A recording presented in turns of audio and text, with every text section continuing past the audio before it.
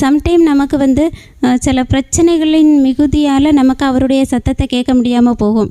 நம்ம நினைப்போம், நம்ம சம்டைம் கஷ்டப்படுறோமே, இந்தந்த விஷயங்களில் நம்ம கொஞ்சம் ரொம்ப ஃபீல் பண்ணுறோம், ரொம்ப வெக்ஸ் ஆகி போயிடுறோமே அப்படின்னு நம்ம நினைக்கலாம். ஆனால் அந்த நேரங்களில் கர்த்தருடைய ஆலோசனையை நாம் அசட்டை பண்ணியிருப்போம். நம்ம நல்லா யோசித்து பார்த்தா தெரியும், கர்த்தர் நம்மக்கிட்ட ஒன்று பேசியிருப்பாங்க.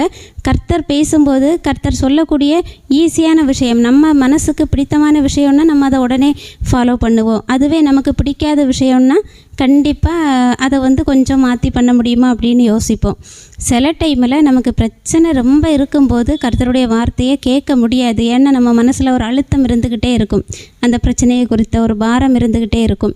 அப்படிப்பட்டவங்களுக்கெல்லாம் உண்மையிலே அந்த டைமில் நமக்கு கர்த்தருடைய சத்தம் கேட்க முடியலன்னா கொஞ்ச நேரம் நம்ம அமைதியாக இருந்துட்டு அதுக்கப்புறமா ஏசப்பாட்ட பேசலாம். அப்படியும் இல்லைன்னா நம்ம பிரதருக்கு ஒரு ஃபோன் பண்ணி ஆலோசனை கேட்கலாம்.